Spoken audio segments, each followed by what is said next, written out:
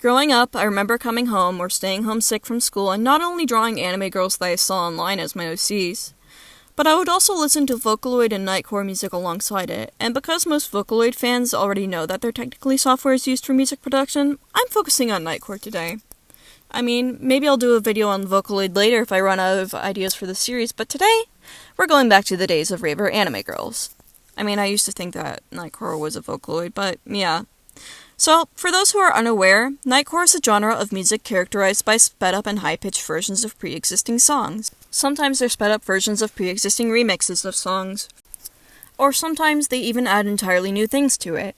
The term was coined by the Norwegian duo DJ SOS and DJ TNT when they made some remixes of pre-existing songs for a project they did in school.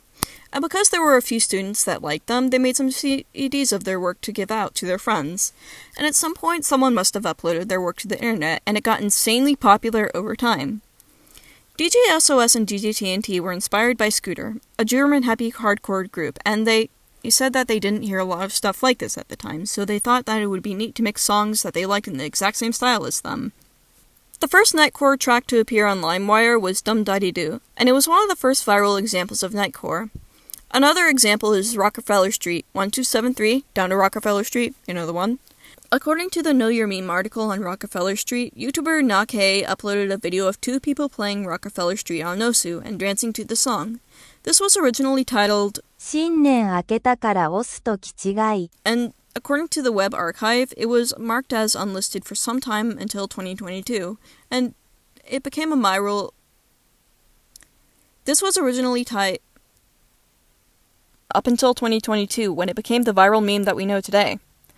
Today, we don't see a lot of nightcore, but it still has a chokehold on people, more than ever actually, and this is because of TikTok, where people upload different versions of pre-existing songs. Some people prefer these versions of the songs over the original songs, so now we have sped-up/TikTok version instead of nightcore. A lot of music groups copyright the sped-up/TikTok versions of their songs, which makes sense because not a lot has changed.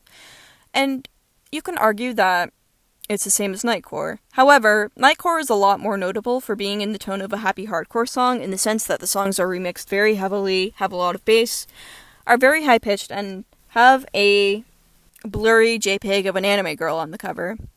Another thing to note is that the TikTok version is not exclusive to high-pitched or sped-up music, but it also refers to slowed down or lower-pitched music, aka daycore music.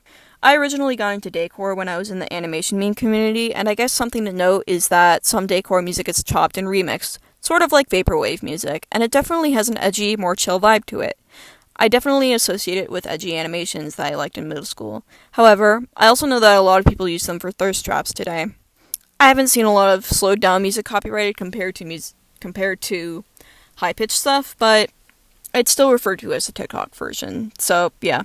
Chopped up music was popularized by DJ Screw, and the difference is that it has roots in the hip-hop community as it involves DJing, record scratching, and record stopping, whereas nightcore is based in the happy hardcore/rave/sex trance community with hyper beats, loud bass, and fast BPMs.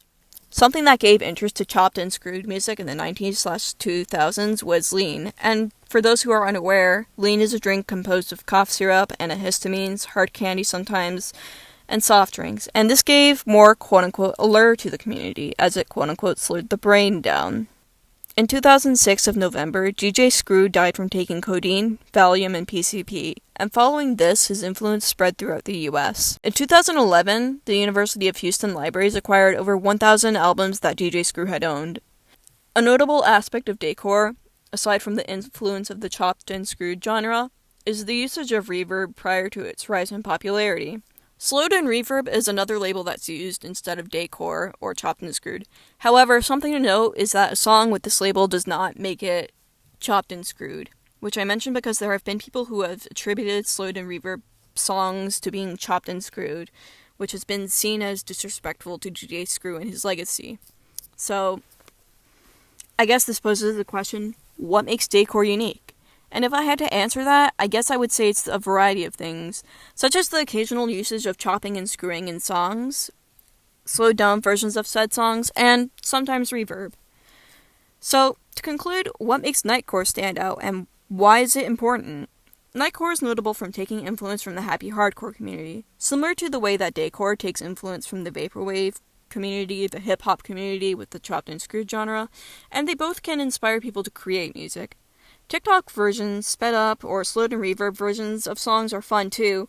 However, they are exclusively different from nightcore, daycore, and chopped and screwed music, as they don't really change a lot just from changing the pitch and adding an effect. So that's an important thing to keep in mind. So, yeah. This has been Moe Memory Lane, and thank you for watching. If you wish to support me, you can buy me a Ko-fi. Yeah.